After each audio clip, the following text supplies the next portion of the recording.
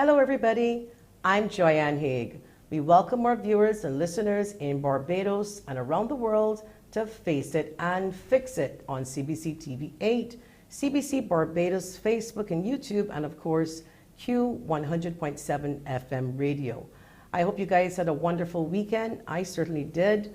What's on my mind right now? A lot, in particular the elderly, but I'll leave that for the end of the show and save my thoughts there. However, today is going to be a fantastic show. Today we're getting some of your questions answered. Where are we with the rollout of those new bins, those new garbage bins, and what's being done to sensitize the public in the correct way to use them? I'm sure you've seen many photos circulating around, and people were using bins in so many different ways. And in addition to that, we'll be discussing what assistance is needed at Codrington College and arising out of last night. Brace yourselves, gas prices are up. So we're going to discuss that later on in the show. Joining us today to help us face it and fix it, we have JANELLE Edwards, Communications Officer with Prosource Limited, Principal of Codrington College, Reverend CLARKE, a lecturer in financial management at the UWI, Professor Justin Robinson. As always, the lines are open to hear from you, your thoughts, your concerns, your ideas. We welcome all of those in this discussion, and anything you want to talk to us about, we're here for you. Remember the number to call, 228-5563 or 228-5562. If you want to send us a WhatsApp message, it's 228-5562. Or if you are catching us on social media, type in CBC Barbados and you can leave your comments there. We'll be back to begin the discussion on the Residential Waste Collection Improvement Project after the break.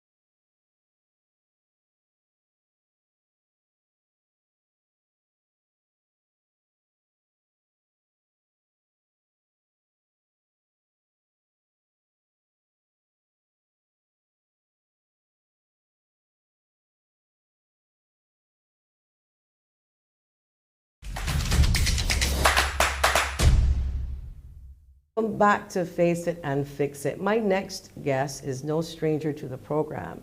She joined us last year with the rollout of the Residential Waste Collection Improvement Project, and I want to welcome her back to the show, JANELLE Edwards, Communications Officer, Prosource Limited. Welcome, JANELLE. You feel like family? Hi. Good morning. I am family. You are family. How are you, fam? You're good? You're good? I'm good. According to young people, I'm blessed. You're blessed. Good. Well, remember last year we were here, and a beautiful thing about this program that we love is that we can talk about projects, and then when we come back, we can talk about what happened and progress, and this is why you're back today. Yes. But before you tell us about where we're at now, for those who missed you last year, give us a little overview about Prosource, the company, and who they are and what they do. Just a quick refresher. No problem. So Prosource is, we are known as the Caribbean's waste management specialist, and we received the bid, we tendered, and we won the bid to outfit Barbados with some roll-out carts and recycling bins. So the project that you're seeing is well underway now. So I'm not just going to bring up just pictures, but everybody can see. So we handle the distribution in partnership with the SSA for the 65 gallon rollout cart, which is for your garbage, and the blue recycling bin, which is 18 gallons. So the project officially kicked off in September of last year, and what a way we have come over the last couple of months. I remember that September, and I was complaining that you started in the north, and that, you know, but I know you're getting around, but we'll get to that shortly. What about the residential waste collection improvement project? For those who don't know, just the idea behind it. This is a government initiative, as you said. Is it Prosource? Yeah, so it's a government this? initiative. No, it's a government initiative, and Prosource handles the distribution aspect, and we work very closely, of course, with the SSA.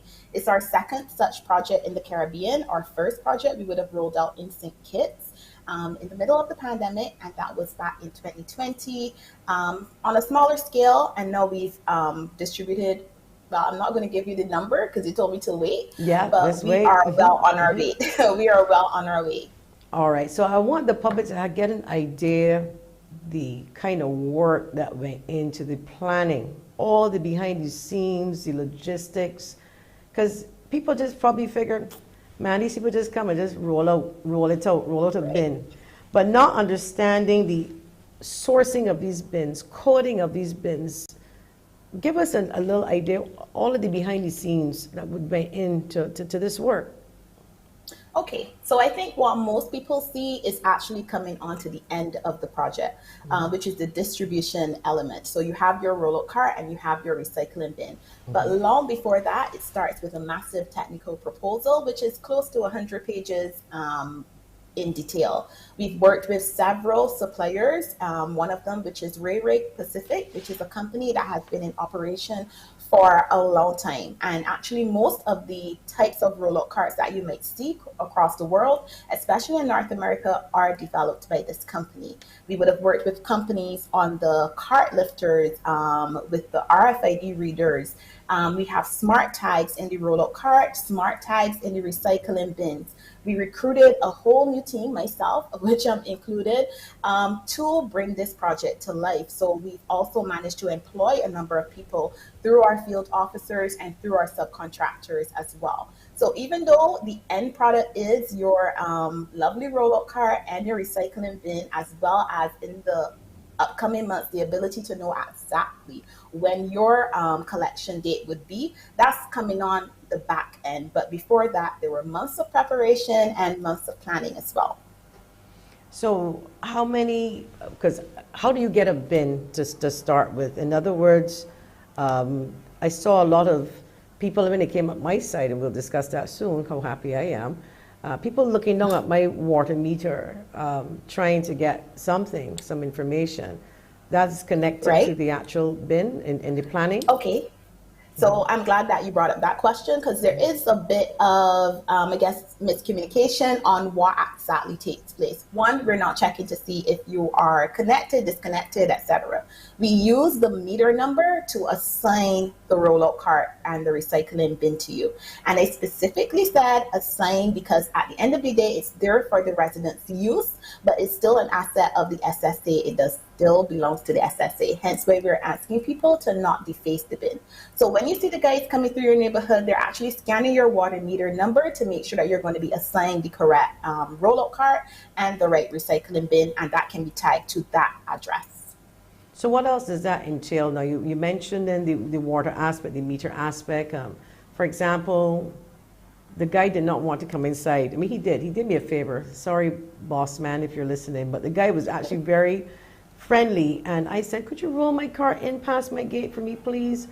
And the first guy said, we're not supposed to, because, with COVID and security, going People are onto in people's home property. isolation as well. Yes, Yes, people are in yes. home isolation as well. So we have to, of course, protect the field officers and also future residents. We move from neighborhood to neighborhood, from day to day. They're out, those guys are out there sometimes working up to 10, 12 hours a day just to get the job done. So we don't want to infringe on people's privacy. You don't know who is in home isolation. We don't need to know. So if you see the field officers coming to your property and you're like, okay, well, they didn't really interact with me, there is a reason for that. We try as best as possible not to interact with the resident. Where there is a situation where we can't locate your water meter, or if you are a fixed rate customer of the SSA, then we will have to request the bill so that we can see your account number.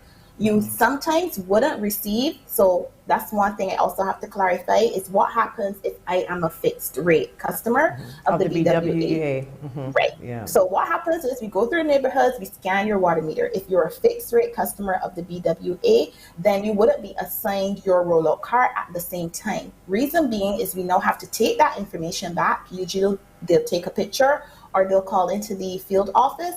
We take that information and we now have to enter it into the database because it's not on our database at the moment. So we enter that information into the database, and then we have a team assigned who do reconnaissance, and then they go back out and bring out your rollout card. So Barbadians, please be patient with us, as it does take some time making sure you're verified, you're entered into the system, and then assigning a team to go back out to deliver your rollout card to you. What happens if my landlord has the water bill in a company name? As we know, these are residential bins.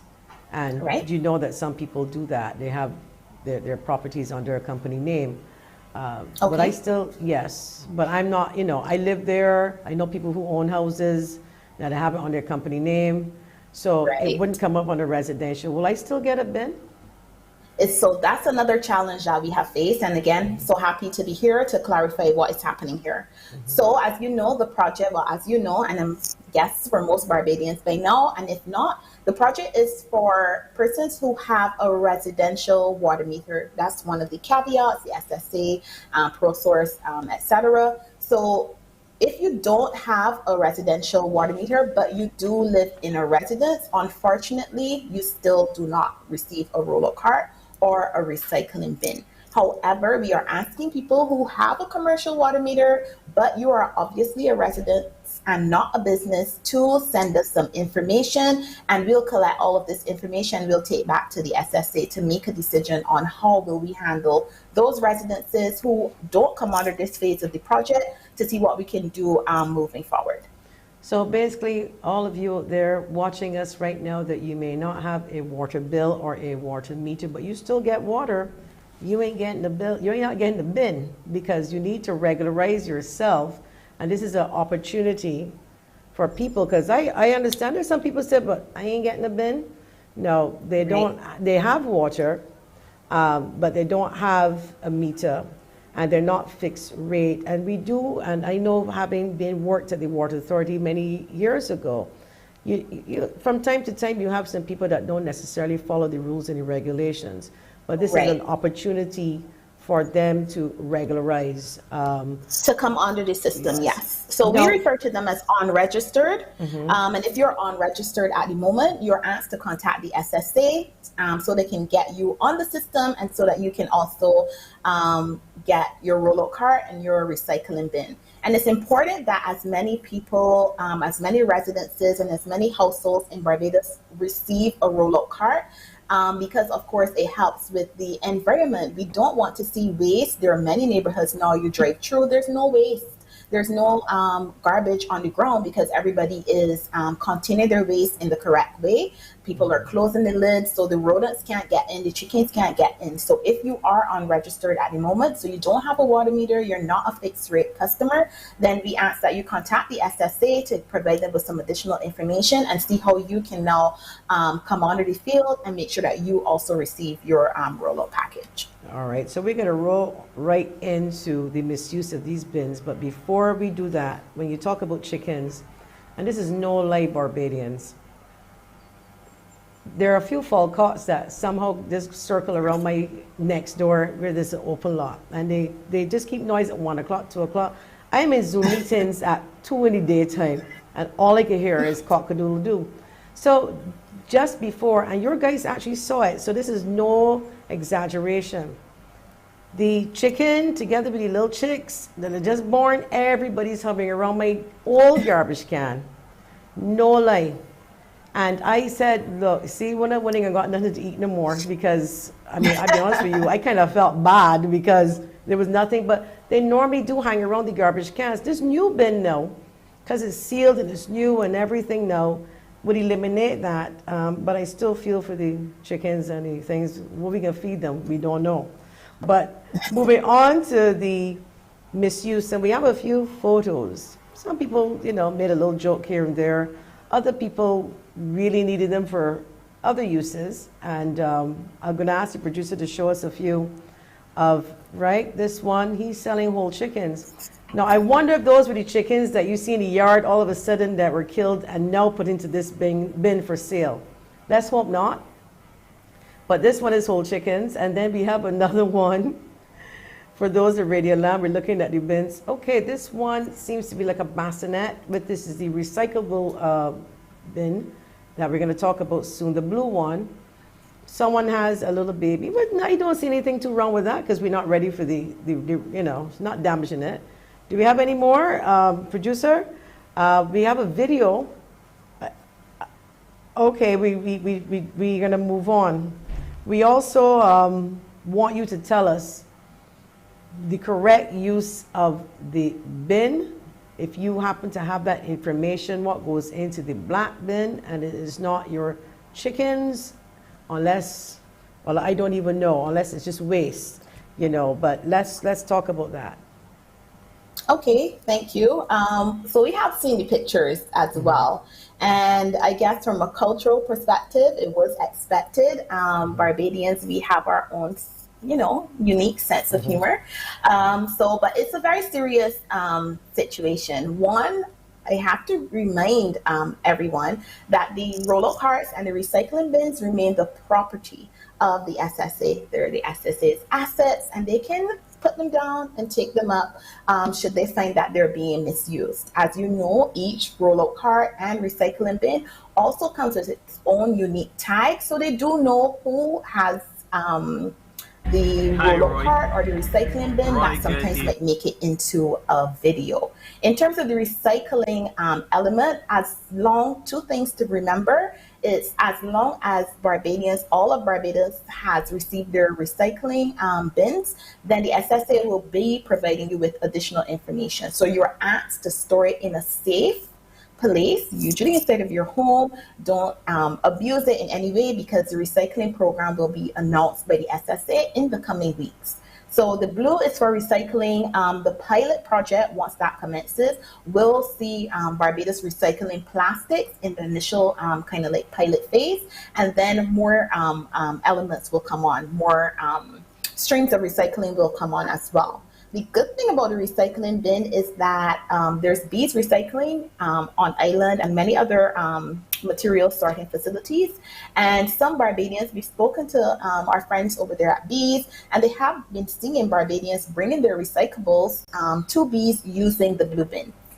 Any idea when the roll-up for the recycling aspect of things will happen through the SSC? I know you're not the spokesperson, and I also want to wish my friend Yes. Carl Padmore, you know, get well soon. I know he was Speedy not recovery, well. yes. He's still recovering.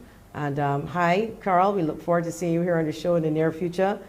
Do you have any information without speaking on behalf of the SSA? Right. So I cannot speak on behalf, but I would like to also express my sentiments to Carl, and I hope he receives a speedy recovery. We're in close contact as well. So I can say at this point that the SSA will announce what the recycling plan is, sensitizing Barbadians, making sure people are educated. You'll know what materials will go in the coming months to weeks after the residential waste collection improvement project comes to an end. So they have a plan, and they will be announcing that in the coming weeks. Okay, we're going to take a quick break, and we'll be right back.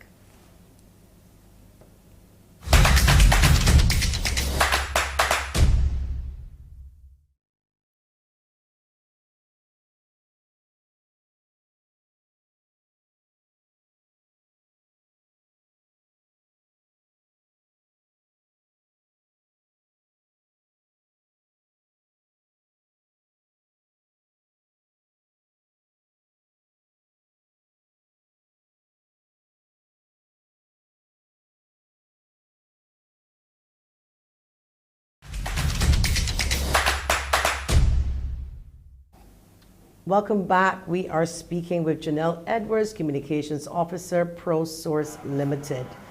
Janelle, this is my favorite part here now because number one, as I said earlier, I got my bin. I got both my bins. I got them last week. I called the members, some members of Prosource. I actually complimented the guys. They were very professional. And as I said, they didn't want to, one guy, and he was sticking to the rules. But, you know, I kind of did that little puppy dog little face. And I kind of begged for them to say there was no one in my house had COVID. I was a distance away. And he just rolled it into my garage. And I want to publicly thank the people who came into St. Philip last week in Union. Fantastic job. So we started last year. We had a little mishap. We saw some bins falling from a truck long ago when it first started out. Things happen, we know that. But with all of that said, there's a video of it, wind probably blowing too high. That was in the earliest stages. But imagine all of that happening, and this is September you rolled out. We are now in March. Tell the country how many bins so far, or the percentage of the area covered by Prosource to date. Okay, I am happy to report. I actually received an email this morning, and we've just surpassed 85,000 bins. So that's out of 100,000. So 85,000 recycling bins and 85,000 rollout carts distributed across Barbados as of today's date. Congratulations. So St. Philip then was the last parish, is more or less? Y'all left us for last? Well, it's part of the last zone because it's a zone. We've allocated you for the last southeast. So we are in southeast, and we still, you might see us in other parishes as we are still doing reconnaissance in some of those areas as well.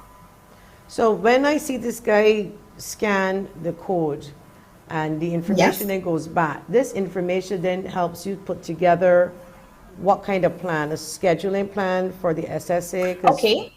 Let's talk about that. So here's the next phase of the project. So now you've received your roller cart and you receive your recycling bin. It's nice to have, right? We know it helps the environment. We know it protects from vermin and rodents, etc. And then with the recycling plan that the SSA will roll out in the coming weeks to months, then we know it will help to divert a lot of that waste from the landfill to help extend the life of the landfill. The secondary part of this is that we want to be tech savvy in Barbados. We want Barbadians to be confident that they can put out their waste on a particular day and it will be collected. All the information, so the RFID tags that are located on your rollout cart, once that cart is collected, it's then tipped into the back of the lorry. And we have assigned about 40 trucks for the SSA have RFID readers at the top. So that information, that data is collected and we have that information. That helps us to map and improve the routes of the SSA. Part of ensuring that you receive your collection on a particular day is ensuring that the routes are optimized. So we will know if your garbage has been collected, if we've missed in a particular area, how do we go back and get that, and it feeds into now creating newer and better routes for the SSA. This is fantastic because you're up against a pandemic. We're not up against, obviously, war is not here, but the impact we will definitely feel. Certainly. And you were still able, and elections, by the way. So we had, so Prosource was able to pull off 85,000 bins to date from September. It was September. And those of you who saw that video, they obviously was nothing major. It circulated. They bounced right back as Prosource, like they normally do. Got out there, house to house, in the hot sun in most days. Yes, 5-day weeks? Hard. Is it 5 day 5 or is days. it? Sometimes if we have, and one thing that people might not realize is the shipping. We hear about it all overseas, about supply chain problems, logistics problem, but we were impacted by that adversely as well. So the team, wherever possible, worked extended hours, extended days. We worked through the holidays, through elections, and they just make sure that they got the job done. So I would like to say publicly thank you to the entire field officer team, including the contractors, they work hard to make sure that everybody receives their rollout cart and their recycling bin. And sometimes, they have to spend time in the field as well, explaining to residents what's taking place. So everybody has overall been really nice and really kind to these guys, but they have been definitely putting in the effort to make sure that this project moves forward. Another thing I would like to add is that oftentimes we see projects of this scale and we don't necessarily see the end or how things are progressing. It's so amazing to be driving as an ordinary Barbadian, driving around my island and seeing these rollout carts and recycling bins there. The guys are using them. The SSA lorry loaders, those guys are rolling them up. I had a video, I didn't get to send it to the producer, but it was so nice seeing him working, making sure that he put back the rollout cart, closed the lid. So it's a system that's evolving, but we are moving forward, and it's great to see. Listen, I challenge anybody to call this show, even send us a WhatsApp or a comment to find any fault. I'm not saying anything's perfect, but the point is where we are now, to drive the length and breadth of Barbados, to see the sea of bins. It doesn't matter if you got a little house or a big house, everybody has the same bin. And I'm feeling like a cleaner Barbados already, even without these schedules and everything. And I just want to add, so I can stick this in here, this morning, coming on my way down to CBC, probably down around Map Hill or just before by the Boarded Hall, Satricor villages, if I'm not mistaken. But anyway, along that area, the garbage truck is coming up and he stopped and I'm coming down. And behind the truck, of course, he has to go on the opposite side of the road to get the garbage bin sometimes, because obviously they're on this side. I just want to remind the public to proceed with caution. When you see these guys slow down and you realize you're not seeing a garbage man on the other side picking up that garbage, sometimes he's coming out from behind the truck. And I wouldn't want anybody, I don't think people should be speeding anyway when they see the garbage trucks doing their work. I saw a complaint this morning where someone asked, and again, this is for the SSA, but I would mention it, about the delivery times, something you may want to, the pickup time, something you may want to look at your schedule. And they're saying that because we're all back out to school and the traffic is heavier, it's a little bit more taxing on the motorists having to drive behind a garbage truck. With all due respect, they have to do their work, but then people are saying they have to get to work. Is that something that SSA may be asking you to look at with your schedule? Could we be seeing 24-hour pickup? Oh, I most definitely cannot speak to that. I know the SSA is evolving, and I know for sure the working with the general manager, working with the deputy general manager there is providing me with such insight into this project. And sometimes when things don't necessarily work in the way that we want them to, we can just throw our hands up and assume that nothing is happening. But I can tell you, from working with them over the last couple of months, they're working hard. Miss Jones, the general manager there, she's my girl, and she knows she applies pressure. So you don't know what you'll see, but it's definitely evolving, and they're definitely putting in the work to move the authority forward as well. All right, this WhatsApper here says, good morning. My concern is with the new garbage bins. I hope that you could raise this with the SSA. We, the householders, received notification when the bins were delivered, explaining how to maintain and to tilt and roll out the bins, etc. I complied because we always practice proper maintenance. Yet, still the servicemen in our area are treating these bins just like old cans, dragging them, throwing them around, which have now caused the bottom and the sides of the bin to wear down, flaking off. The tilt and roll has obviously been abandoned. We received them late last month in Christchurch area. By the way, the garbage truck does not have an automated lift attached. Were the workers trained, or is it that they just don't care about maintenance? It is heart-wrenching to see how they treat them basically already. This is what the writer is saying. Any response to that, Janelle, from the Prosource end? Because SSA would have to answer that. Yes, unfortunately, we can't necessarily speak on the workers, etc. But in terms of, she did mention something about one of the trucks not having, or the person, sorry, I don't know if it's a he or she, mentioned one of the trucks, but that had to be probably because one of the other trucks were in maintenance, because we've installed on over 40 SSA trucks do have cart lifters. Some have two, some have one, depending on the site. So that could be because one truck might have been out because of other issues. But for the most part, all of the trucks that are assigned on a regular basis do have cart lifters on them.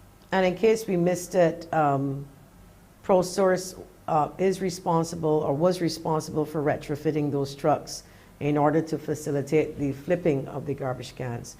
Yes, with I don't think we might have mentioned that in the beginning.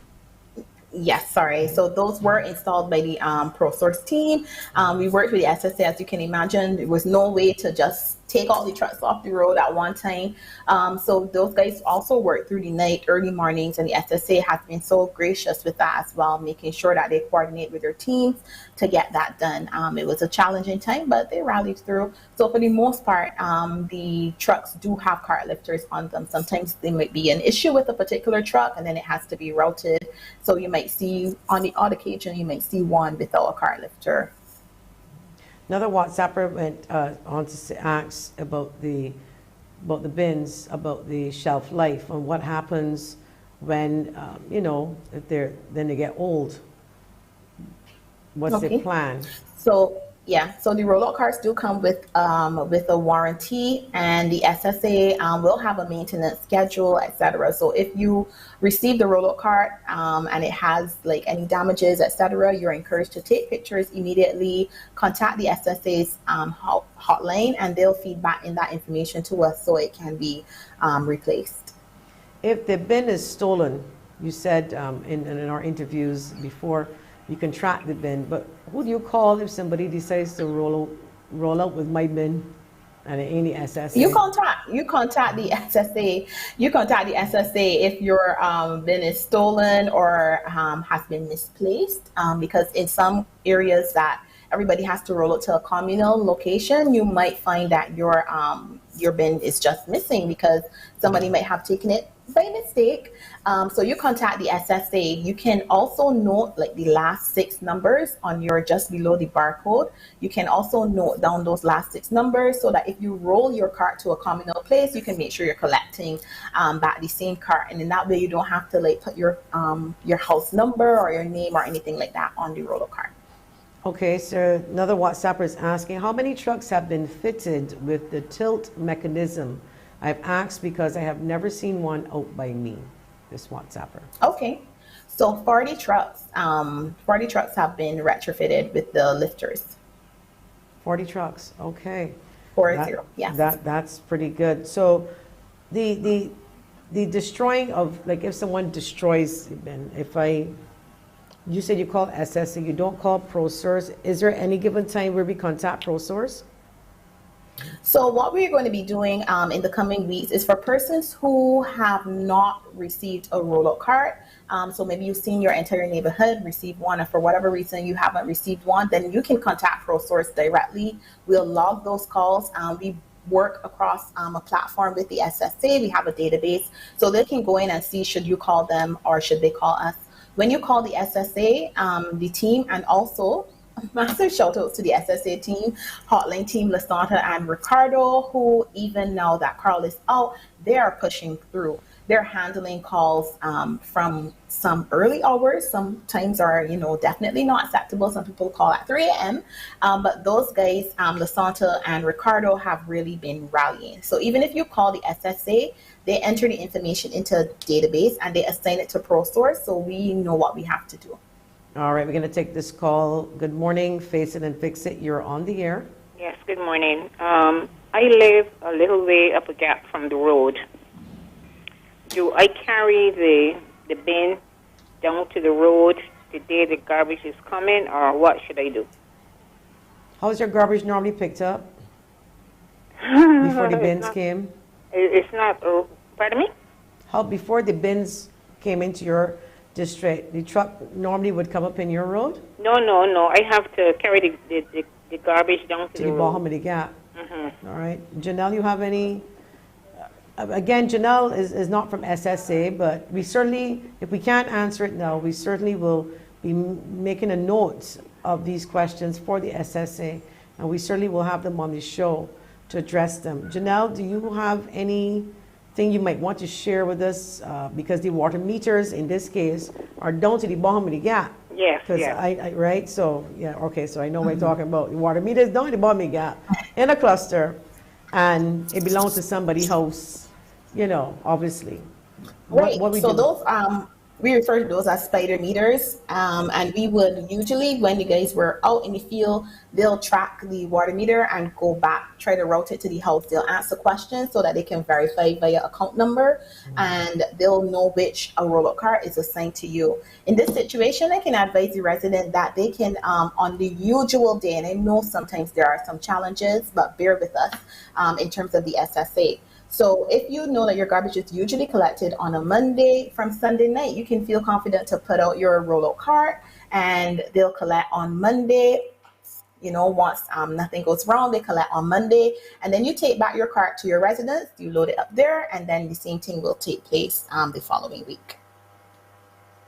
Okay, some people are, well, we were just getting some information there that more people are weighing in, but then again, that's for the SSA, because you put the bins there and you've done a lot. So the SSA has to look after some of those concerns that we are getting about if they're dragging them, if what they're doing. What I do have to ask though, there are a number of projects and what I call feel-good projects that Prosource have done. I don't know if you sent any pictures to the producer, so walk me through. I did. saw some I have, murals last year, Oystons, remember we spoke about that, and the waste, what do you call it, skid house? I never get his name correct, but The waste station. the waste station. In Oystons, The yeah. little house that is put the skid in it, oysters and all, Yes. yes. So some of these pictures for our listeners, we're looking at Dominique Tudor, and is that Harriet? Give me her full name again. Hillary Williams. Hillary, Yes. Harriet. Hillary Williams, I should know her, former Miss Barbados. And yours truly, Yes. Janelle, Bennett for Bin T-shirts. This is in St. Andrew Yes. that we're looking Yes. at. Describe it. Okay. So coming out of the residential waste collection improvement project, Dominique, as our environmental ambassador, always tells me you have to close the circle, right? And part of closing the circle, part of that entails that our waste is properly contained, which is why we brought the rollout carts. And then another part of that is recycling, making sure that we take things that can be recycled away from the landfill so it doesn't help to bulk up the landfill. And then also we want to change behaviors, and this is where Don't Waste Barbados comes in. It's a national anti-littering campaign that was founded by Anthony De Silva, and he wants to clean up Barbados. We all do, but then somebody has to put the action behind it. Sorry. So the Don't Waste Barbados, it's an anti-littering movement that's pro-Barbados. Our first kind of corporate social responsibility project would have been the waste station in Oystons.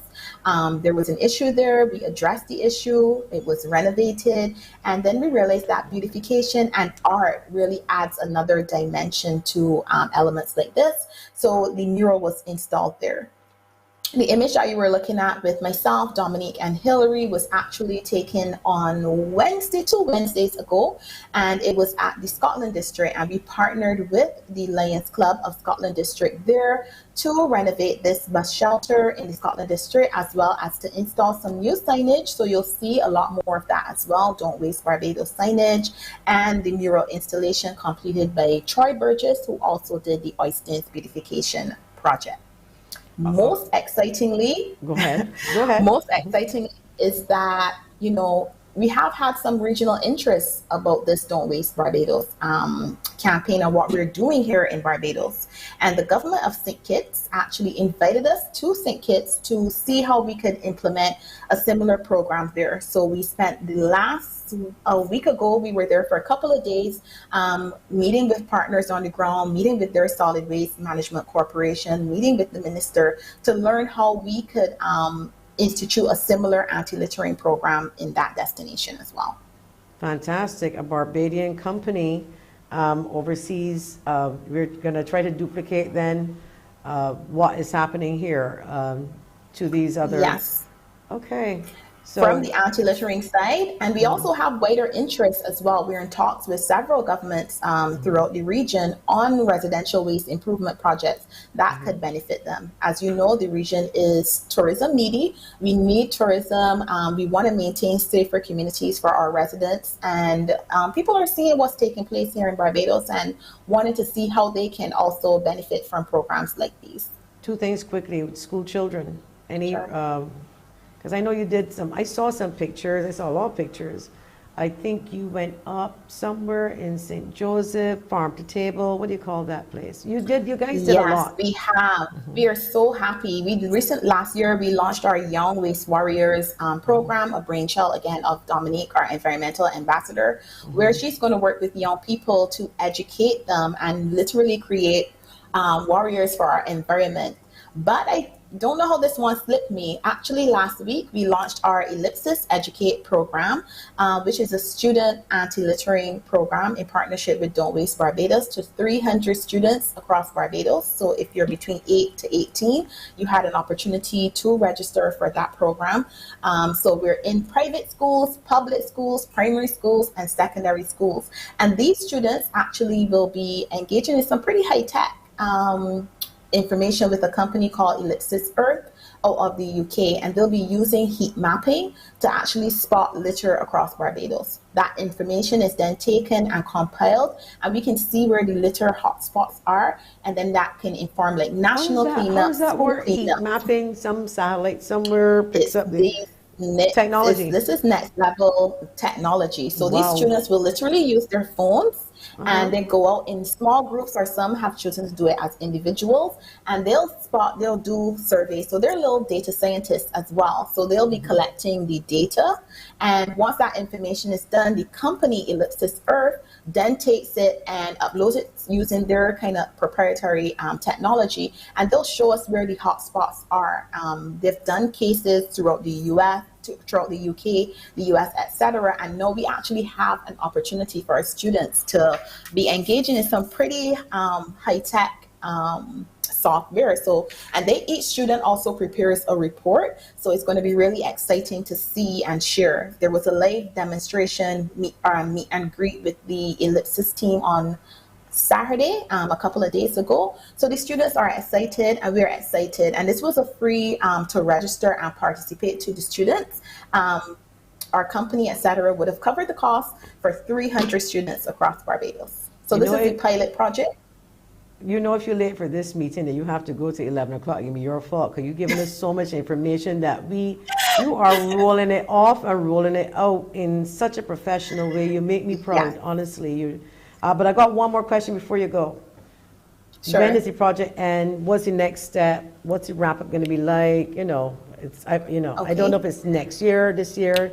You plan to finish this Okay, year? so 85,000, we're 85% finished, and we anticipate by April, maybe if our guys are working quickly, quicker than normal, there are no supplier logistics challenges, then we will finish by the end of this month or early April. So well within the scope that we would have originally identified, which was between 6 to 8 months to complete. All right, Janelle, I know you have to go. I want to thank you so much. I want to thank Dominique Thank Tudor. I want to you. thank Hillary, Ashley De Silva, the whole team, all the guys on the ground. Yes. Fantastic job. Keep up the good work. Don't waste Barbados. Barbados. Don't waste Barbados. And we got to keep it clean. So Got to keep it clean. Thank you so much. Come back. thank you. Come back when it's finished. Come back. I'll come back when it's finished. When the project is complete, I'll come back. Thank you so much. Thank you, my dear. We'll be back after the break.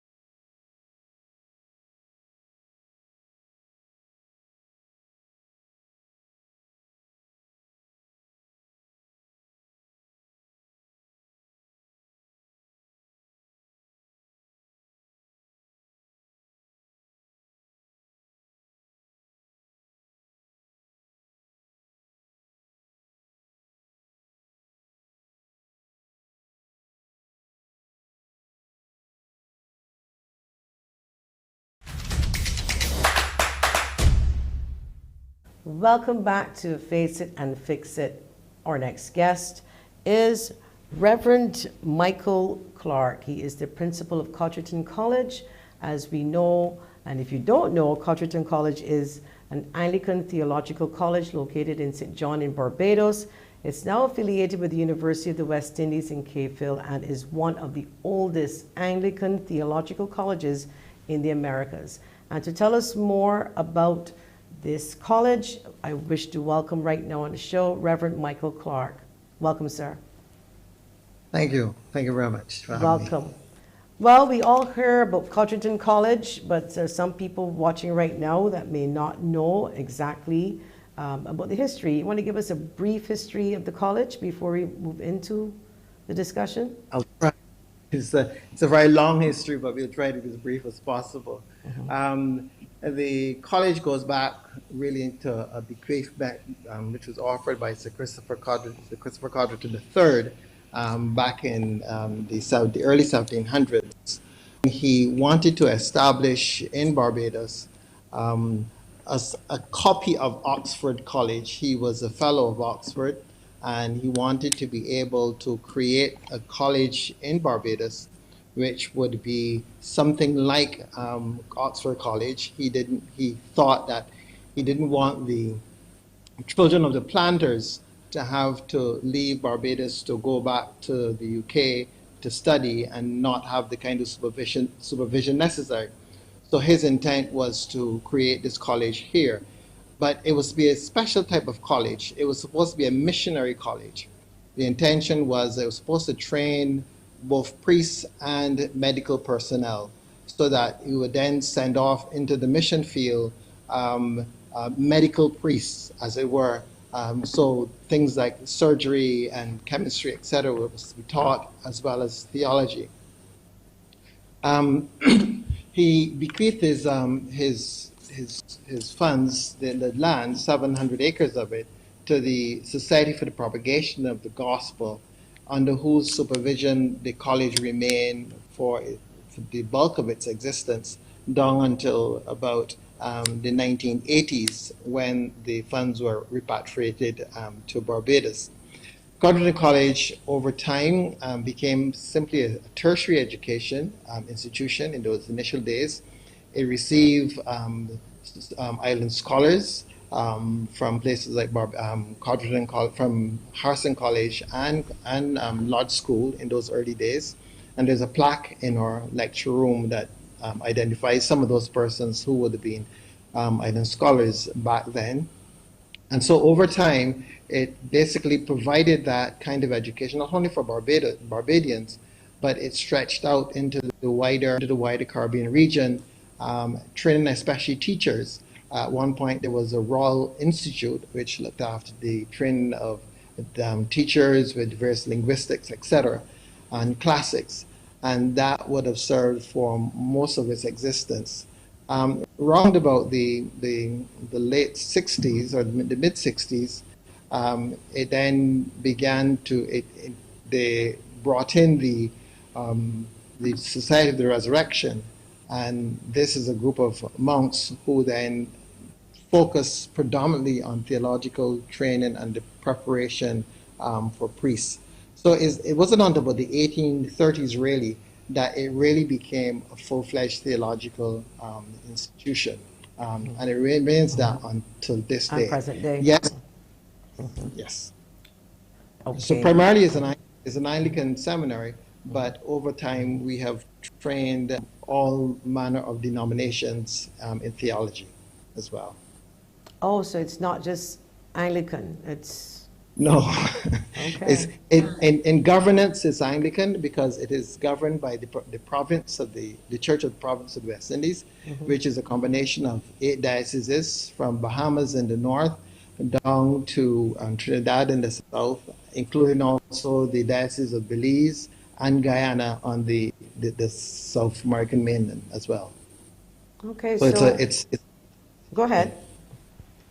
So it's a regional institution in its entirety, not just Barbadian, but many Barbadians think that Codrington College is Bajan, but actually it is a regional institution. Oh, it's a regional, is that since, well, it's now under the West Indies, the University of the West Indies? Well, it's not under the University of West Indies. It's an Or affiliate of the affiliate University of West Indies. associated with, okay. Why the distinction is because we offer the degree in theology or the training in theology that we offered from way back when. First, we were connected to Durham University, and that's where our students would have been accredited. When the University of West Indies was developed, then we switched from there, from Durham, and we became an affiliate of the University of the West Indies. And in that regard, we basically offer their degree in theology. But the other programs that are offered, like other pastoral programs, other training for ministry, etc., those are really just a college. So it's a college, but this that we offer the BA in theology, the master's in theology, a PhD with the University of the West Indies, accredited by the University of West Indies. Okay, understood.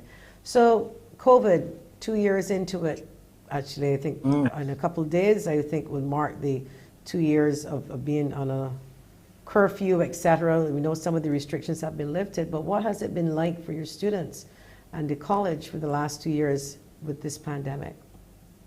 Well, it's been a blessing and it's been a curse. Like I guess like everyone else, we have had obviously like all of various institutions, we've had to end face-to-face engagement. We've gone on to blended. We all know that the methodology that was first implemented, which was more like emergency teaching, emergency remote teaching as opposed to full online teaching, wasn't in the best interest for students because it was not something we prepared for, it's not something we was structured for. And so in those early months, it was really challenging for many of the student body and also for the staff, as they had to adjust very quickly in terms of being able to deliver their work in a different context. And you would appreciate that delivering something at the level of primary school or secondary school is far different to delivering it at the level, at the tertiary level. And so there was a lot of work and research needed to be done in order to make some of those adjustments. So from that perspective, it was a bit of a challenge for the students. And then the whole thing of access to the library. We had to quickly identify online resources, books in PDF formats. There were some libraries out there that allow persons to borrow books. There's something called the Z Library, etc., that allowed our students to have access to some of the material. But theology is not one of those really wide subject areas, and so still there was some degree of restriction with respect to accessing those kind of texts. So that was a downside for the most part. The upside for us being a regional body was that we had greater access to the region. And it is not that we didn't before offer short courses online, but I don't think we as a region were very much into going online for course material. At least not course material that was more about information as opposed to leading one towards a particular skill. So that, you know, a person may take an online course in a particular area to be able to improve themselves academically and be able to have a better job, etc., or go into a new career.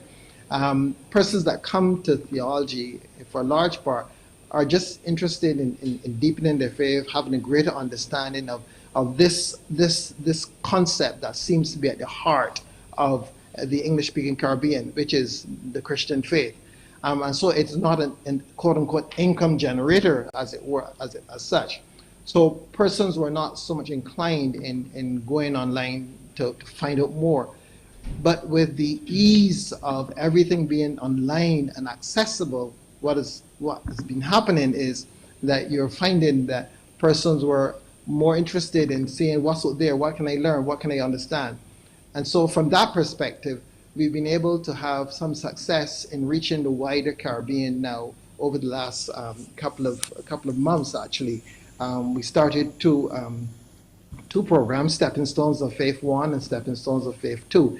They're not academic programs. They're just for the ordinary person to be able to just find out some things about faith, about spirituality, about the scriptures, etc. And there's been a tremendous response from that. So we've been able to really be a provincial institution from that perspective. Fantastic. We had a comment, a concern from a viewer that wrote to us, and they said, or they asked rather, can you all find out what's happening to Codrington College? Took the family on a drive and was amazed at the condition of the benches and the area. Isn't this a tourist attraction? Can't the tourism authority help? Is there a plan to raise funds for the upkeep? I hope they get it sorted out. What is your response to that concerned person? Okay, Other people may feel that way too. Well, I thank the concerned persons for their interest in the college, and yes, we are all accustomed to Codrington College being well kept, well manicured, etc. There's been some challenges. For example, the benches that the person might have been referring to would have been as a result of Hurricane Elsa. One of our palm trees fell down and it destroyed 3 of our benches. And with the help of one business person, we were able to get them sort of get the tree itself cut up and removed. But to a large extent, that has been what's been happening. A couple of our trees over the last couple of years have actually fallen on our benches and have destroyed them. Just in the car park, for example, there was an issue with a burst water main, a burst public water main, and it was like that for weeks upon weeks, and it flooded the car park. And then at the end of that, what the result of that was that the trees themselves, the mold was loose, and the trees fell, and same thing again, the trees fell on the benches and destroyed some of the benches. We have since moved them out, and we are again asking for assistance in assisting us to replace them. The Muslim community, for example, a few years back when they first came to Codrington, they offered to present us with some benches, and we are so thankful that none of their benches were destroyed, because their benches were not made of wood. It was made of a non-perishable material, and they're still standing, and we're very happy about that. But yes, so that's one of the many challenges that the college faces. So in terms of the benches, that was a predominant issue. The whole thing of trees falling as the place was becoming soggy from that burst main and destroying the benches, and then the one in Elsa. There's some other issues that the college faces, tremendous issues. We were able to get some assistance, and persons may not remember, but there was a time when our driveways were really terrible. And the reason for the condition of our driveways at that point in time was because more and more individuals were accessing the college with vehicles, and because there's no paved road into the adjoining housing area, and so at one point in time, persons were driving through the college in order to be able to get home, and this was destroying the road because the roads weren't built for trucks and that sort of thing. But it was the only way persons could get home. The actual driveway that they really should be using is just a marl road, and it is uneven, and you can't get a car down that road.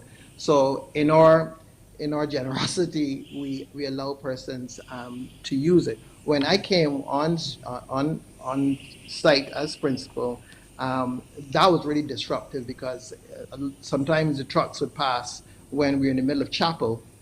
So what we ended up doing was we made a break in our wall. It was already collapsed. We made a further break in the wall, and to allow the persons to drive through the car park instead of coming through the college. And that took a lot of the pressure off of the inside roads. and then someone was able to assist us in sort of repairing those roads. So we are very thankful about that. And at present, they're once again beautiful.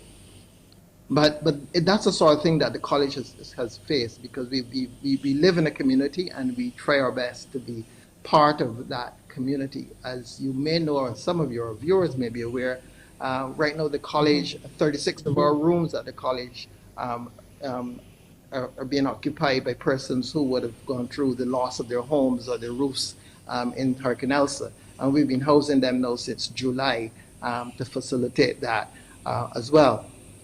You've been housing, I'm sorry, could you repeat that? You've been housing since July? We've been housing persons who lost their homes or lost their roofs during Hurricane Elsa from last July. I'm told it's about 600 persons in all, but we've been carrying some of those individuals in 36 of our rooms here at the college. 36 all persons, now? sorry. All now? Yeah, all now. All now, Wow. yes. Okay, we did not know that. I'm sure a lot of people didn't know that. Yeah, but it is part of the ministry of the college to the community. But then you have other issues in the college, like for example, being a heritage place and having our roof at the level of a 3-story building. The issue where Hurricane Elsa destroyed some of the roof, but it is extremely difficult to get that high. And then when you do get that high, the challenge is to be able to replace it with the kind of material that was there before, because it is a heritage building and you just can't put anything. Well, that's why I was it. going to ask you what assistance then, because it is a heritage building. What assistance are you getting? Well, that's the sort of, well, we've not been getting any real assistance up to this point with respect to that. And that's why we've been trying in so many areas to have conversations with individuals. One of the challenges, and this is important for me to mention, one of the challenges that institutions such as ours face constantly is the fact that we are religious. And it is interesting because, you would think that, persons always ask, so what's the church doing about this and what's the church doing about that? But there are a lot of funding agencies out there that the minute that you identify as a religious institution, their policies kick in that say, well, we cannot support any particular religious grouping. And it's based on the fact that you don't want to say we support this one versus that one, But that in itself creates a really real difficulty, because one of the institutions that can perhaps assist more in the social fabric of the nation, which as a matter of fact it would have done for eons, is hamstrung because it is a religious organization. So we've had challenges in being able to secure funding based on the fact that we are a religious institution. And that's I'm finding that so hard to even grasp, because you just said in the beginning you teach all religions, and in terms of theology, it's just not Anglican. It's all. Yet people have an issue with assisting the college because something in their policy says that. That's doesn't sit well with me. Well, it's the world we live in. And we try our best to sort of work around that as best we can. But it's just what it is, and we try our best to inquire and ask for help where we can, and some Do you especially raise private funds? aid. Do you do fundraising? We generally do fundraising, but more often than not, our fundraising in the past, our fundraising was really with the student body as to assist the student body in various ways. We generally let the student body do that kind of fundraising, because the kind of funds that one needs for an institution such as ours are not little funds. Like for example, 2020 was our 275th anniversary. And we had set up an anniversary, a 275th anniversary, and it was all ready to raise some massive funding. But we all know what happened in 2020. That was the COVID year. And so the entire 275th anniversary just went it just passed by. And we were able to benefit from that kind of energy because persons get very excited around those kind of milestones, but we had to sort of just let that one pass and say, well, perhaps we can see if we can muster some kind of enthusiasm for the 280th anniversary. So for example, we'd ask all persons who had benefited in some way from Codrington College to make a commitment, and I think we started in 2016 to 2020, to make a commitment of, say, about $300 per year to the college. And it got going, but then it kind of petered out. And as I said, with COVID, that just destroyed everything else as well. So we were hoping to be able to do something like that. We even set up, we were even able to set up a sort of an agency within the United States where persons would be able to use a 501c3, I think it was, to be able to use it as a tax credit in making contributions to the college. But with COVID and everything else, that also took a beating as well.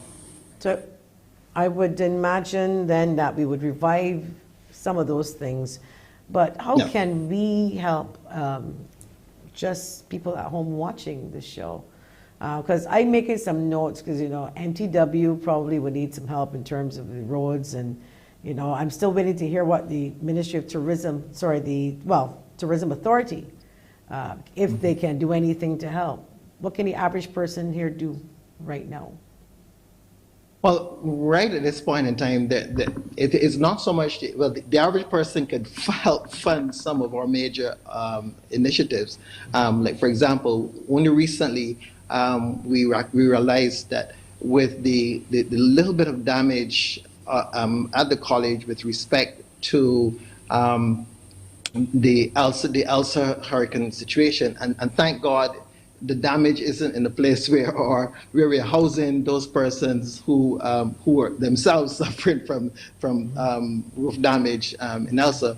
But we realized that has caused a certain degree of moisture in the place, which has now created a termite situation. For example, as far as I'm concerned, from my perspective, I've not been able to use my office now for the last about a month to almost 2 months, because there's been a serious issue with termites there, and it's because of that roof situation and our inability to be able to replace the roof in a way or fix the roof in a way that would be in keeping with our heritage, with the whole heritage requirement that we have.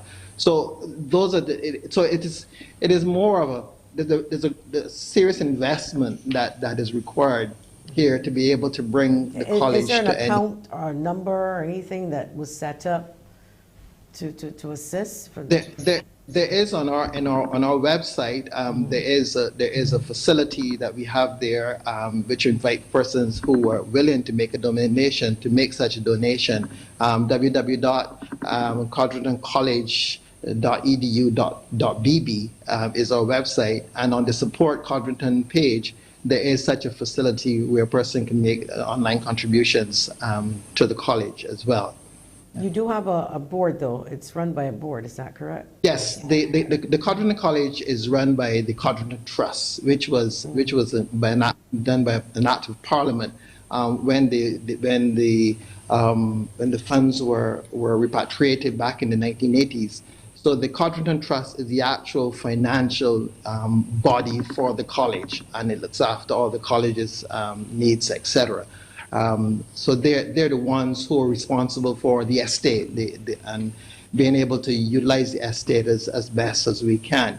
Remember that the estate for a long time was in sugar, and we all know what happened to sugar over the years. And in recent times, part of the property now in what's being called Zone 1 in terms of water.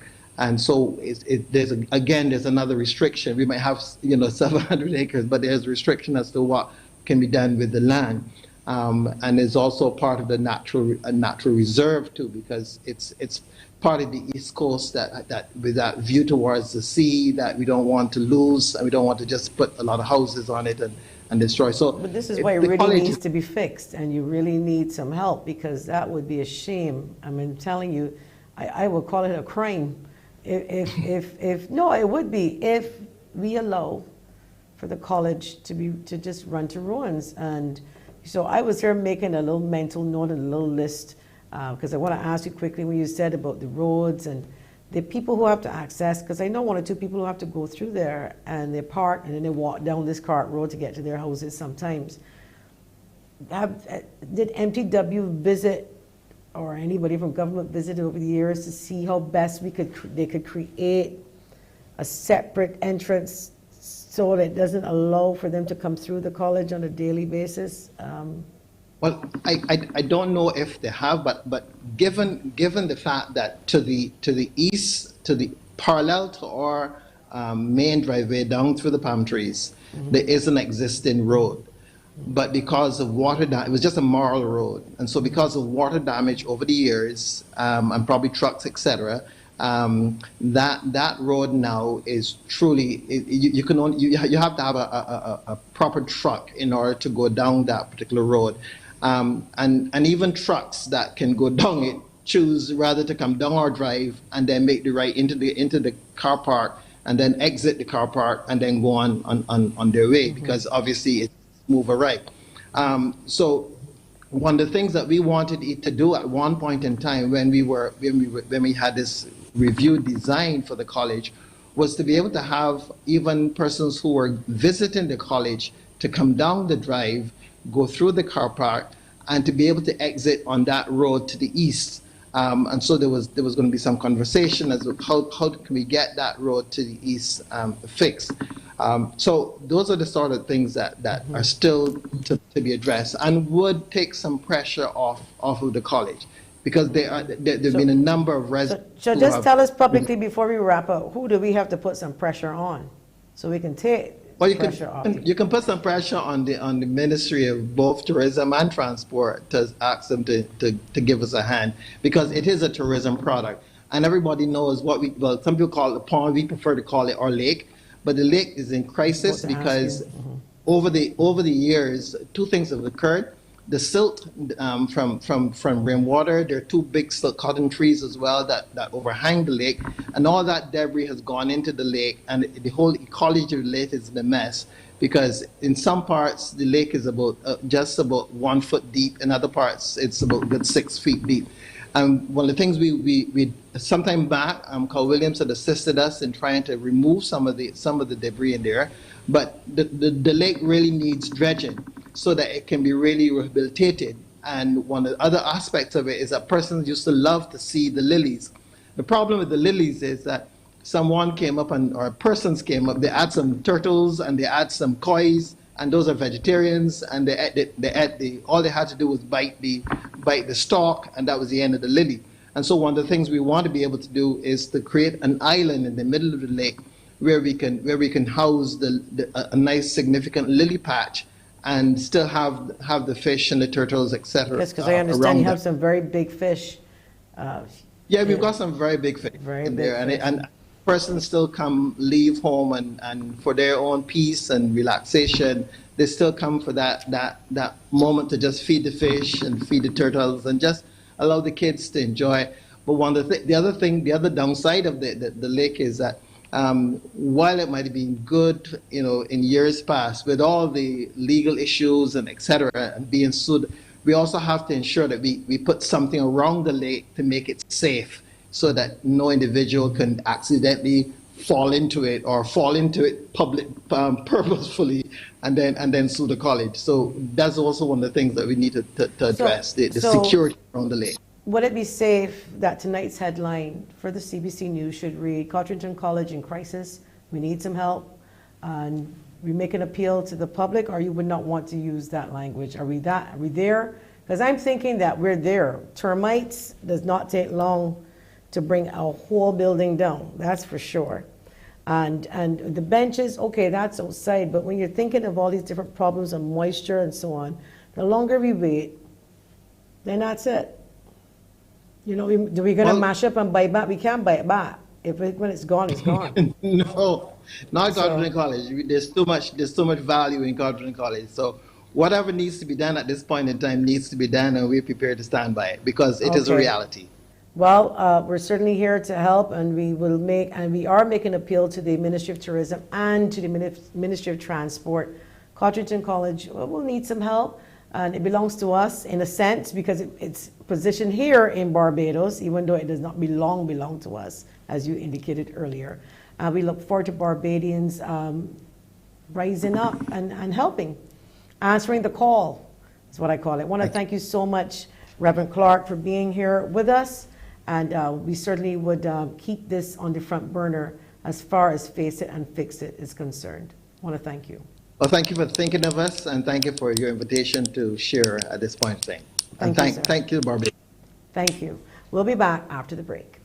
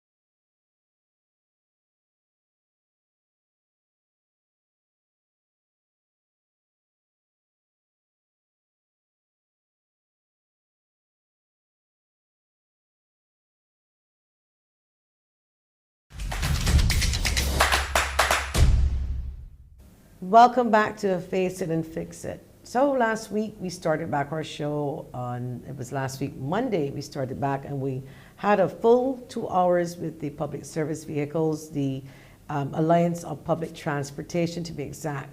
That organization came on, and since then we received some videos and some information about some behavior, some undesirable behavior. Now this is a picture of a number 11 van going down what we call the garden in Christchurch around the Rockley area. Now this van is off route. And if some of you, if you were listening to the minister in the Ministry of the Prime Minister's office with the responsibility for, I believe, town planning, which is Minister Duguid, he is the MP for this particular area, I believe Christchurch West. And he made an appeal to MTW about putting some speed bumps in this area, basically to avoid all of this. Now, these guys, and for those of you listening on radio, number 11 vans are not to go through this area. They're supposed to be on the coast, coming down Silver Sands, H. Marlow, on the coast road, down back to town. And I'm not quite sure why they're doing this area, because they're trying to get away from the traffic. And speeding. So the residents provided some pictures as a result of the show, and we're sharing them with you. And residents having another picture here, a resident having a word now with a 3D van. I'm not quite sure. Oh, that too comes down the coast as well, going up to Thornbury Hill and up to the airport. So these guys are racing, and we talk about making it better and putting legislation in place to hold them accountable.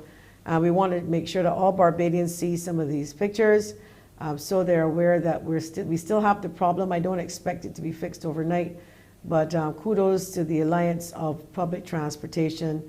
They're making, because they supplied us with some of these pictures as well. This picture we are still investigating. Is a couple nights ago, I believe it's in the same area regarding of the van turned over. Not sure how long ago it is, but it's in the same area. Again, residents are concerned. Children play in that area. And it's not only the ZRs, they have also earmarked and sent me a number of registration numbers, which we will share with the police officers, because they have them on camera. And they were able to take some footage of people just literally speeding through this particular area. And obviously it's an area of concern, because Minister Duguid, the MP for the area, made mention of it in the Wells of Parliament, and he's hoping for speed bumps in the area. I'm hoping that the ZRs continue to play their trade, the routes that they have been assigned, and not go off route. In addition, we received some WhatsApp messages as well that we would share with you. The producer will put up one or two of the messages. This one says, did I hear during the estimates that 70% of the roads in Barbados are bad? Who to call about the 3 damaged tires I had in a year and shocks? But he says, bet, my apologies. Bet you I get the runaround. Full Bajan slang. So we don't know who to call. I know we've had callers from over the years when I was sitting in other positions, etc., for potholes that were caused by repairs. Sometimes it depends on how the hole, for what I remember, how the trench, how the crater in some cases was caused. It could be caused by a burst main, and they had to dig up the road, and it's responsibility really of Water Authority, but then sometimes that changes and the responsibility of MTW. There could be road works being carried out by a private contractor who did not put proper lighting in and left something open. But I guess initially MTW is in charge of roads, and if you get through, I'm not sure what the number is to call for MTW, and if they have a complaints line that you can call and make a report. But I do know, and I will strongly advise you, if you drop in a pothole, take a picture, make sure you call the police and make the report, because there are some people who drop in a hole, 2 weeks later, go to MTW, or when I was at Water Authority, I remember someone coming with a complaint that happened 6 weeks, and 6 weeks later they came, no pictures, and of course, how would a person know that you damaged your car while driving and dropped in a hole that was caused then at that time by the Barbados Water Authority? So when you're driving, make sure you drive with due care. I mean, it was yesterday or the day before, we mentioned a former minister of government who made a statement that potholes saves lives. And truth be told, I understand what he was trying to say. It was what I think he's trying to say is, the smoother the road, the faster they go. The bumpier the road, the slower they would take. So if you find you're in a bumpy road and you're complaining, you're supposed to take it easy. And I get it. We want a smooth road, but you're not supposed to speed. Next WhatsApper we have here that would have written to us. Y'all don't think that you're discussing overweight children in your last show. Being unhealthy doesn't open them up for body shaming. I think sometimes you got to watch how you get a message across. I totally agree with you. But I believe that the message was more about healthy eating. And yes, they talked about obesity, and they talked about the difference between being overweight and being obese and the problems that it can cause. But there are some people like myself. I don't know if I have a thyroid problem. I saw a post a couple days ago over the weekend of a well-known person was talking about someone greeting them and saying, girl, you get big. I have been greeted with, were you eating? I have been greeted with, my mom calls me kitten. Hi mom, by the way, if you're watching. My mom calls me kitten. Those of you who know me, they would say, hi kitten. So they greet me and say, you a kitten no more, you's a big cat. I've had that greeting. So I get that. And instead of people who haven't seen you for a while say, hey, how are you doing? The first thing they try to do is to body shame you. Well, 12 years ago, that probably would have bothered me when I was probably 39 and still young, but I'm not. So I'm 52 now, and 12 years later, I don't mind. And I hold my head up high. I'm comfortable in the skin that I am in. And the key is to be healthy. You don't know what's causing the weight. It could be thyroids. It could be all kinds of problems. And no need for you to body shame anybody. And ladies, in particular ladies, because I don't see the body shaming men, hold your head up high and don't worry about the insults. Ignore them. Or if I was off the air, or when I'm off the air, and one of you want to message me, I can share some of comebacks that you may want to tell some people in a nice way, but educate them in a nice way. We have any more WhatsApps that we're going to read? Another one. Can you help me to find out what is happening with my pension? I was told by NIS that you applied 3 months prior to retirement. I retired last year. I applied the 3 months prior, as the NIS said I was to do. No pensioners yet, and this is February. You call them, no answer, and when you get through, nobody can tell me, this is the person saying, when I getting my check. I am not able to go down there, especially with COVID still around. Can you find out on your show? Things are hard and I need my money to live. We will try hard to bring the NIS on this show. It's not from lack of trying, and I'm going to make a public appeal for the NIS to kindly come on the show, because we've had some calls off air, some concerns of pensioners, sick leave, in particular with the COVID-19 and getting your sick papers and getting your money. How long does it take when you are on sick leave? And especially those persons who had COVID, recovered. What about those who are in quarantine? Do they get a sick paper as well?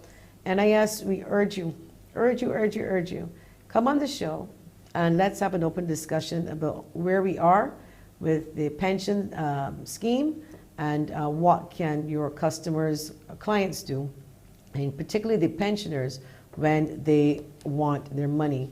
And speaking of pensioners, if I may add, I said I wanted to mention something about elderly early in the show when I first started out. There's a lot of elder abuse going on in this country.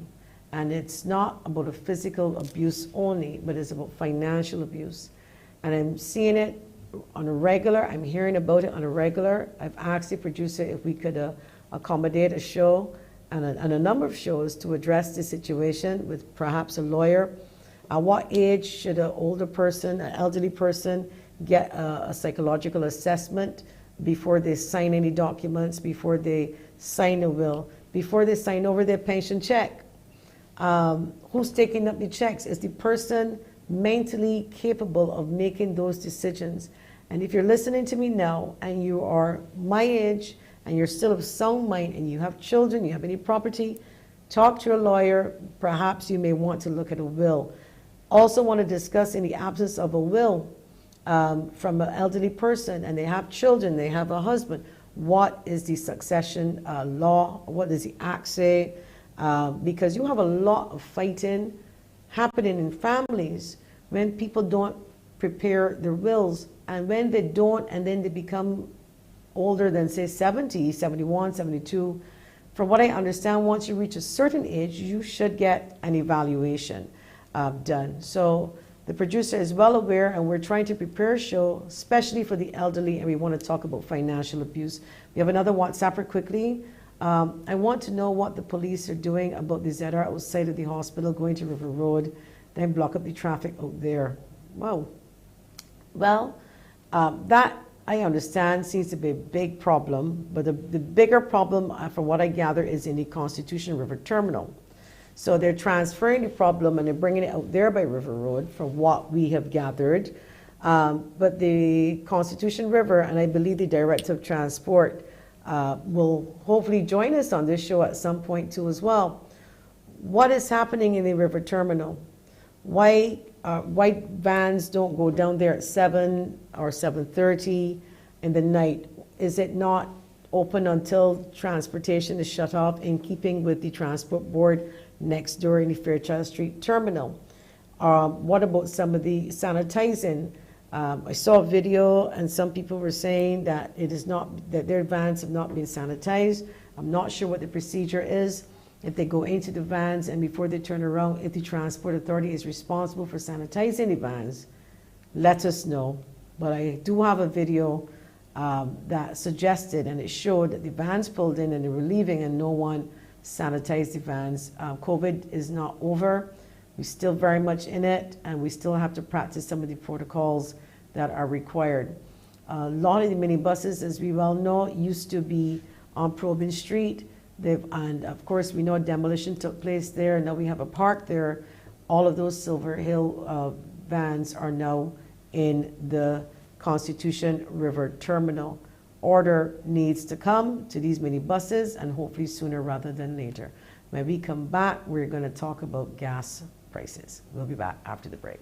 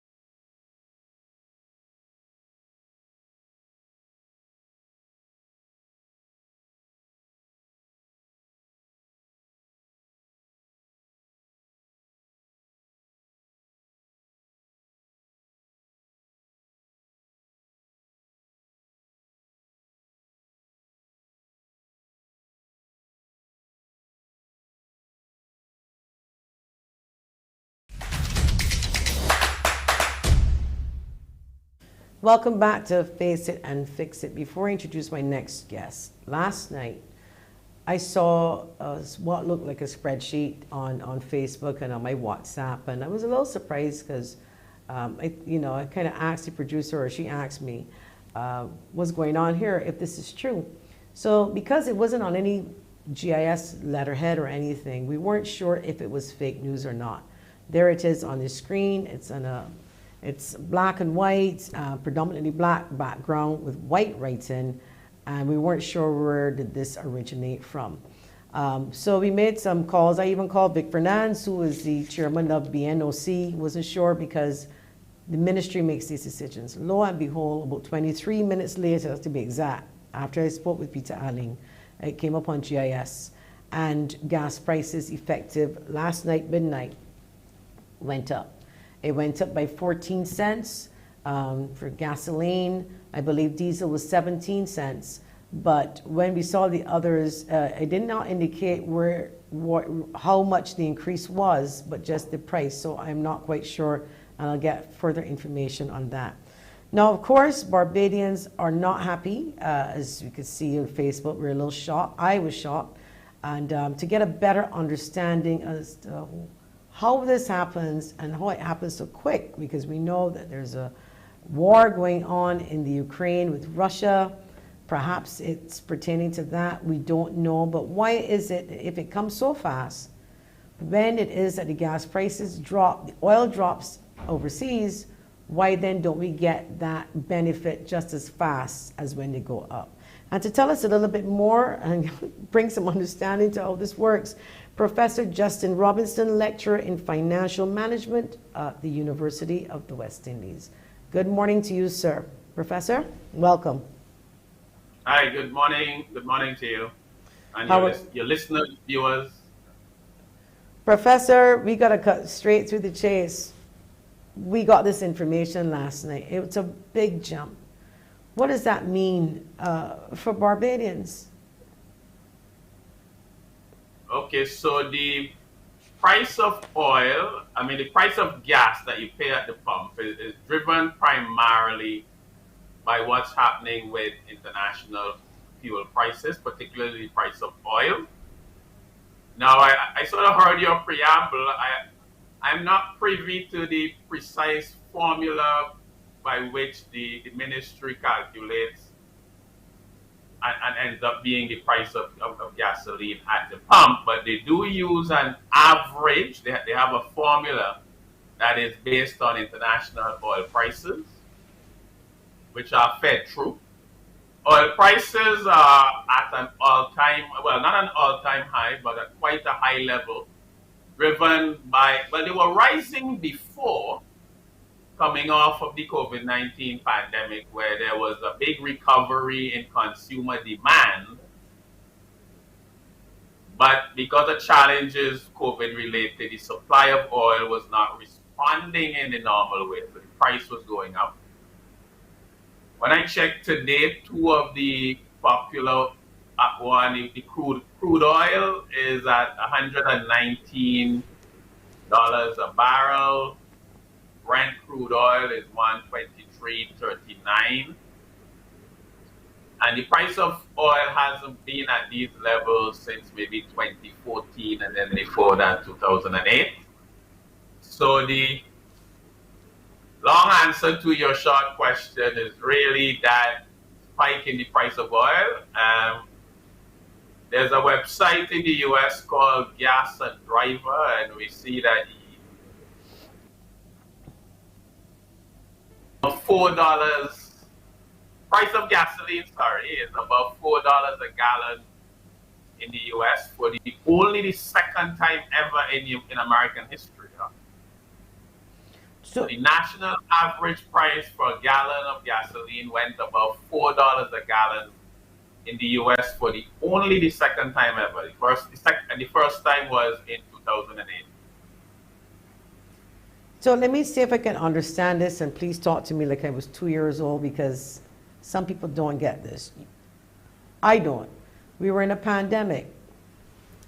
Travel restricted, movement restricted, less use for gasoline, but yet COVID drove the price up. I mean, what about the supply and demand rule? Doesn't that apply?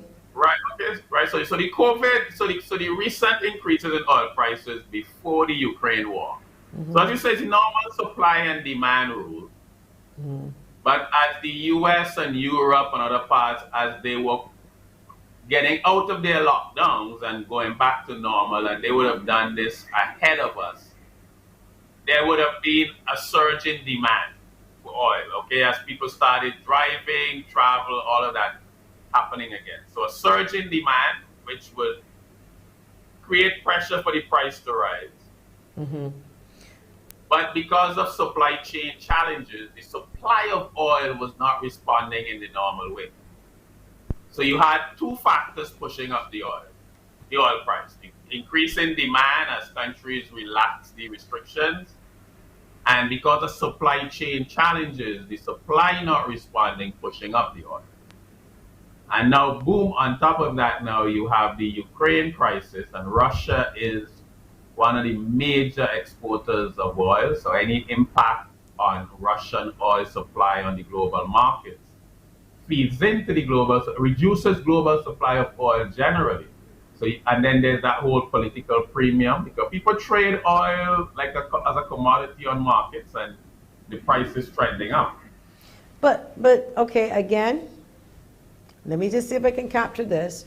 When you purchase oil, they would just say bring to Barbados. Clearly, obviously, it would have been at a lower price because it only turned into this price overnight. How then, what happens to what you purchase at the lower price? By the time it gets there, you just stick it up. I mean, you know, it's almost like buying goods at a cheaper rate, and then obviously you sell it at a lower rate because you bought at a cheaper price, but the next day, sliced right now costing twice the amount. So obviously your retail for it would be more. But you purchase oil before, some of it probably hasn't even gotten here yet. How does the price just go up? Okay, so again, as I said, I don't work in the ministry. I don't have their formula. It's like maybe it's a KFC secret recipe. But what I would interpret, how I would reason that out is, okay, one, there may be a shipment of oil that is now coming onto the market that is reflecting higher prices. That is one possibility. I mean, we don't know the precise ordering schedule. But also the ministry could also be anticipating that the next time they have to purchase oil, it's going to cost them more than before. And therefore, they're going to need to earn some extra revenue to purchase the next set coming into the market. And so that's how the economics of expectations work. So if you're a shopkeeper and you bought your last set of sardines at X price, and you price them based on that, expecting that when you reorder the next time, that's going to be the price. But if you now start seeing that, you know, based on the price of sardines, the price I'm selling at now, I'm not going to have enough money to restock my shelves, then I also have to do something. So basically, I understand. I don't think that, I don't like it because as a consumer, it impacts me and it impacts my children. And even if government shields us, money still has to come from somewhere in order to create the shield to keep the prices down, which leads me to the conversation about capping the increase. I thought that was a conversation that the government had, and I thought we would have capped it at 4. Forgive me if I'm wrong. Did that conversation not take place a few weeks ago, months ago? Yeah. Well, so we did have that conversation in the country, and I think we await the outcomes. I mean, when I look at the numbers, so if you when I look at the most recent central bank reports, so, and it gives you some background. So the fuel tax, which is what we are really talking about. So there's the price at which energy products comes into the country, and then you add a number of government taxes, levies, and then the retailers have their markup, which is really what determines the price at the pump. So when we are talking about capping, we are really looking at government policy in terms of the taxes and so on. So in 2018-19, that fuel tax would have brought in the government about 68.6 million in revenue. Now, we had an election in 2018, I think it was May, and the tax came in. So maybe a better sense would come from the 2019-20 year, where the fuel tax brought in 82.1 million. And maybe that was probably the only normal year we've had where that tax was in place for an entire year. So it's reasonable to say that maybe around 80 something million is what the government would expect to earn from this tax in a year. 2020, 2021 year with the COVID, that was down to 63.8. So in terms of capping, the way I might think about it, if the government was expecting in normal times to make about, say, 80 something million in from this fuel tax, because of the spike in the price of oil, they are likely to earn more than that. So the government can get a windfall in revenue. So I think in terms of their capping, the persons in the ministry, they'll be having their pencils sharp and their calculators to figure out, okay, what level of revenue are we comfortable taking on the oil, on this fuel tax? And we can then cap it at a certain level that allows us whether we need this 80 something million, so above that we cap, or maybe we were 20 million or something short last year. That money had to come from somewhere. So do we need to really get that in for this year? And because if we look at the estimates are wrapping up, there's about a $250 million shortfall of government debt. Well, there's a bigger deficit than that, but there's 250 million in financing that was not identified in the estimates. So I think the government is in a very difficult position where you do want to shield consumers, but the government has revenue targets, it has a deficit target within the program. So it is quite a difficult balancing act that the government would have to look at. But the way I would see it is 80 something million is what the government would expect to collect in a normal financial year. The spike in energy prices globally would mean that the government could stand to earn substantially more than that. So how much of that they're willing to give up is what would drive if we get a cap on at what level we cap. Okay, we're going to come back after the break and we're going to talk about what's going to happen with the cars. Should we put them down? Should we ride a bicycle or should we walk when we come back after the break?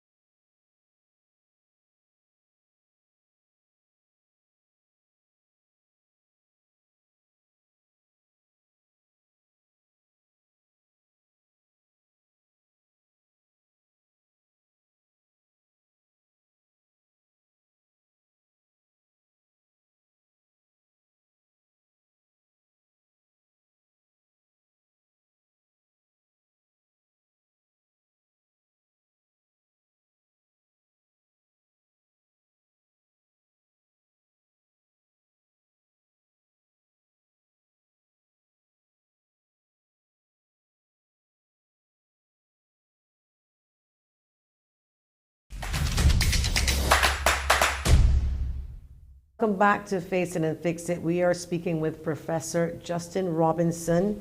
He is a UWI, he is the UWI professor, my apologies, and on financial management. Professor, before the break, we mentioned about putting down cards, and I think we have a WhatsApp that sort of sounds very similar to what I just said, and we're going to put it up because Barbadians are asking what to do. They said, "Hi Joanne, can you tell me if Bajans decided to take the bus or use bicycles to get around, if that can push government to reduce the price of gas?" Does it work like that, Professor? Okay, so interesting comment. So Econ 101, one of the reasons governments like to tax petrol is because the demand for it is what economists like to call inelastic. If the Globe increased the price of a movie ticket, you just decide to stay home and watch Netflix or something. So when the price changes, the amount we buy responds a lot to like a movie ticket. So we say that demand is elastic, If when the price changes, the amount we buy changes a lot. We say the demand is elastic, but like petrol, the demand is inelastic because, if you live in St. John and you got to get to work for 8 in the morning and you use a car, organizing your life around the bus service is not that straightforward. And you have a child going to school somewhere else, etc. You have to take this for your mother or somebody like that. So changing your transportation and driving habits in the short to medium term is extremely difficult. And that's why governments and others like to tax petrol, because the demand is quite inelastic. You could really count on that revenue. So over the longer term, people can adjust. So I don't think that's going to have much of an effect in the short term. Now, over the longer term, yes, if people adjust their habits, it does affect the demand for oil and then the price. When you change your car, you might go electric or you might go to a smaller, more fuel-efficient car. But while you have that car, you will tend to be stuck with it and your driving habits for a little while. So I think while persons can make some tweaks in the short to medium term, this is a grin and bear it kind of situation. Well, this is a sad situation because it's like a vicious cycle. We got a phone call we're going to take, and then we'll get back to that. Good afternoon. Good morning, rather. Good morning. It's not just the gas, huh? No, I want to get to that. The whole domino effect now of just this one. We're going to see it end the month on your electricity bill as well, huh? And we will. Again, someone wants to get through to ask you a question. Let's give them a quick chance. Good morning, Face It and Fix It. You're on the air. Good morning. Good morning. Okay, well, I can't hear anything. Maybe the person will get that rectified. But in the meantime, yes, so yesterday I told this to somebody who's driving. They say, okay, well, 14 cents isn't too bad. I said, you really don't understand what that means. And a lot of people don't understand what that means. We have back the caller. That's gone again, having some problems there, but the person will hopefully come back. The person hung up, it seems. But let's go on to what we're talking about until that person or persons call back. $4.14 means what outside of driving, which, by the way, the gasoline goes up, light bills go up, energy goes up, cost of living in general will go up too as well? Yes. So again, the extra, it does mean a lot. I think sometimes we underestimate the extent to which, a lot of us are living within a tight budget. So, people are already stretched to the limit with their income, and something as essential as their driving to get to work or kids to school. Small increases do really have a big impact on people's budgets and the light bills and so on. And then, of course, energy, electricity, transportation, they are input costs to so many things. So as those increase, there is a knock-on effect in the price of many of the goods and so on that we buy. So it's quite a difficult situation. And what we need is a quick resolution to this crisis globally so that prices can begin to come back down because But will that the happen? government- Can that happen? Can prices actually go down? Because when we see things go up, hardly do we ever see them come back down. Hardly. Not to that extent. Well, this policy in terms of changing, and again, if we take a long view, there was for a long time, we had where the Barbados National Oil Company really absorbed a lot of the volatility in global oil prices or energy prices. So Barbadians didn't really experience this up and down movement, and that had a devastating effect on the finances of Barbados National Oil Company. Let's take this quick call. Sorry, let's take sorry. this quick call because we soon out of time. Good morning. Yes, good morning. Good morning. Good morning. Go ahead. You're on the air. I heard mention about the commodity, the oil, the prices for the commodity, but I was thinking was going to ask Professor Robinson if freight costs won't also carry up the price, the rise in freight costs. Would freight now go up even more? Transportation. Pardon? I'm repeating it for him because he but might be able to hear you. Yes, because transportation costs are going to go up because they are part of fuel costs, gas prices. So, I mean, we have to move goods around the country. These transportation costs feed into the cost of, and they're going to pass them on to the consumers to the extent that they can, and so on. So, as we were saying earlier, you know, the oil price is a base input, and it pushes up all our costs. Well, not all, but significant costs are linked to oil prices or energy prices. Ma'am, thank you so much for your call. So basically in a nutshell, even if government puts a cap in this situation, money still has to come from somewhere for government to subsidize that, which means we can still get taxed somehow or the other to still pay for it indirectly. Or more borrowing or something. Or more borrowing. So then, okay, so let's just say we don't get, we have to pay. Parking your car does not solve the problem. It may reduce the gas bill in terms of what you pay for petrol if you choose to carpool or you choose to walk or ride. So that's just that's just a small portion. Can many people who use a car, can you really park your car and work and get your kids? I mean, is it practical for you? I don't know. I mean, if you can, yes, but I don't know that is a practical That's solution. That's not for a many. practical solution for most Barbadians. And you may have a bicycle, but you got 3 children. You can't put them on the bike. You know, so I'm saying, I mean, Are you living honestly, in St. Joseph? as much, You really bicycle down to CBC to work? well, that's why I say, is this up to maybe the store owners, the businesses to say, look, we may have to absorb some. We could pass on to the consumer, but we will use our conscience and not overdo, which means that they're gonna have, not that they would operate at a loss, they would not operate at a big profit. They may just be making ends meet. In order for all of us to eat, somebody has to give in.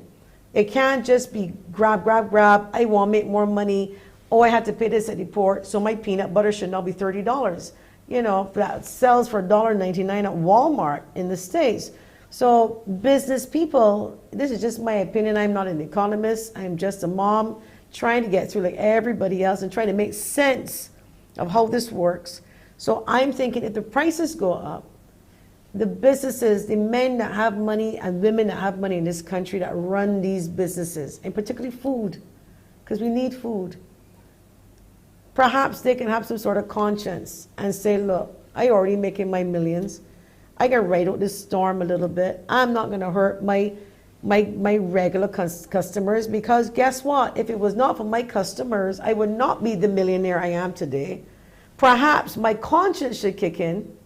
Maybe that's not in economics, but I would like to think that some sort of humanity kicks in and people say, look, let's not put our prices up. Can that work in the absence of a a plan? Well, I think fortunately, the way we think economics works, it can fit in with I got to the do this in notions 30 of seconds. 30 seconds. We got to wrap up. because business people still want to sell their product. So how much they absorb will depend on the price they can sell at before customers stop buying. So Okay. it's not automatic that everything is going to be passed on. All right. I want to thank you so much, Professor Robinson, for weighing in on the gas prices. Thanks, everybody, for watching. I will be back with you on Friday. God willing, take care, be safe, and drive safely. We'll be back on Friday.